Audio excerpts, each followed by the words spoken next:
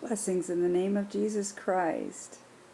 My name is Miriam, and I'll be reading to you again tonight from Enoch. We're going to start at chapter 12. Now, before all these things, Enoch was concealed, nor did any one of the sons of men know where he was concealed, where he had been, and what had happened. He was wholly engaged with the holy ones, and with the watchers in his days. I, Enoch, was blessing the great Yahuwah and King of Peace. And behold, the watchers called me Enoch the scribe. Then Yahuwah said to me, Enoch, scribe of righteousness, go, tell the watchers of heaven who have deserted the lofty sky, and their holy everlasting station, who have been polluted with women, and have done as the sons of men do, by taking to themselves women, and who have been greatly corrupted upon the earth, that on the earth they shall never obtain peace and remission of sin. For they shall not rejoice in their offspring. They shall behold the slaughter of their beloved, shall lament for the destruction of their sons, and shall petition forever, but shall not obtain mercy and peace. Then Enoch, passing on, said to Azazel, You shall not obtain peace. A great sentence is gone forth against you. He shall bind you. Neither shall relief, mercy, and supplication be yours on account of the oppression which you have taught, and on account of every act of blasphemy, tyranny, and sin which you have discovered to the children of men. Then, departing from him, I spoke to them all together, and they all became terrified and trembled, beseeching me to write for them a memorial of supplication, that they might obtain forgiveness, and that I might make the memorial of their prayer ascend up before Elohim of heaven, because they could not themselves thenceforwards address him, nor raise up their eyes to heaven on account of the disgraceful offense for which they were judged. Then I wrote a memorial of their prayer and supplications for their spirits, for everything which they had done, and for the subject of their entreaty, that they might obtain remission and rest. Proceeding on, I continued over the waters of Dan, which is on the right, to the west of Harmon, reading the memorial of their prayer until I fell asleep. And behold, a dream came to me, and visions appeared above me.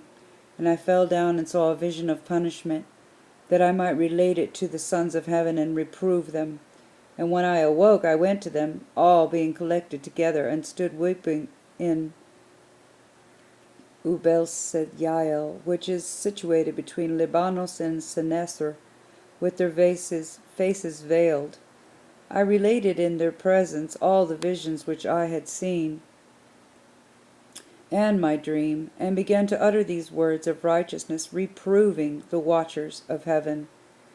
This is the scroll of the words of righteousness, of the reproof of the watchers, who are from eternity, according to that which he, who is holy and great, commanded. In the vision I perceived in my dream that I was now speaking with a tongue of flesh, and with my breath, which Elohim has put into the mouth of men, that they might converse with it, and understand with the heart. And he has created and given to men the power of comprehending the word of understanding. So has he created and given to me the power of reproving the watchers, the offspring of heaven. I have written your petition, and in my vision it has shown me that what you request will not be granted to you, as long as the world endures. Judgment has been passed upon you.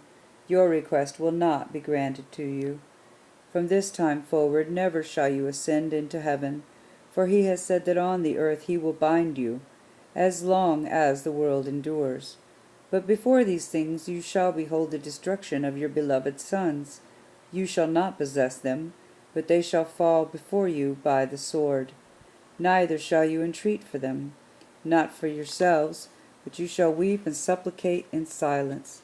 The words of the scroll which I wrote. A vision thus appeared to me. Behold, in that vision clouds and a mist invited me. Agitated stars and flashes of lightning impelled and pressed me forward, while winds in the vision assisted my flight, accelerating my progress. They elevated me aloft to heaven. I proceeded until I arrived at a wall built with stones of crystals. A tongue of fire surrounded it, which began to strike me with terror. And into this vibrating flame I entered, and drew nigh to a spacious habitation, built also with stones of crystal. Its walls too, as well as pavement, were formed with stones of crystal, and crystal likewise was the ground. Its roof had the appearance of agitated stars and flashes of lightning, and among them were cherubim of fire, and their heaven was water. A flame burned around its walls, and its portal blazed with fire. When I entered into this dwelling, it was as hot as fire and as cold as ice. No trace of delight or of life was there. Terror overwhelmed me, and a fearful shaking seized me.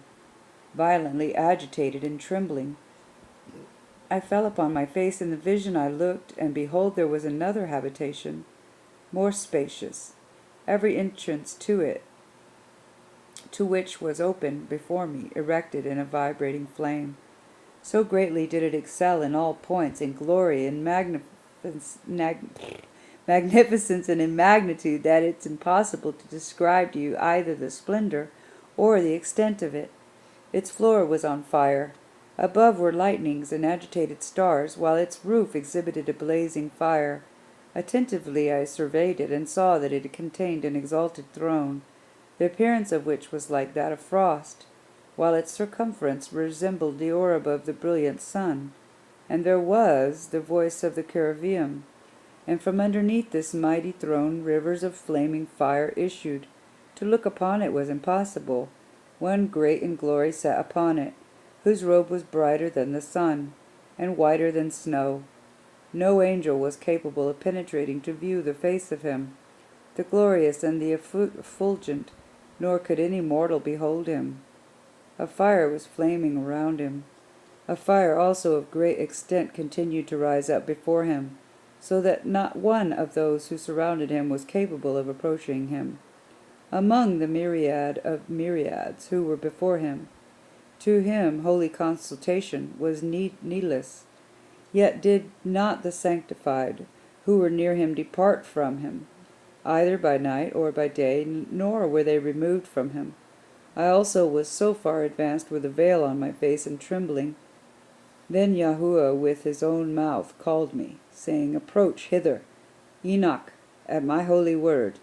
And he raised me up, making me draw near even to the entrance. My eye was directed to the ground.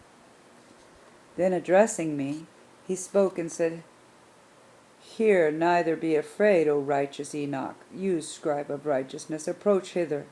Hear my voice, go say to the watchers of heaven, who have sent you to pray for them. You ought to pray for men, not men for you. Wherefore have you forsaken the lofty and holy heaven, which endures forever,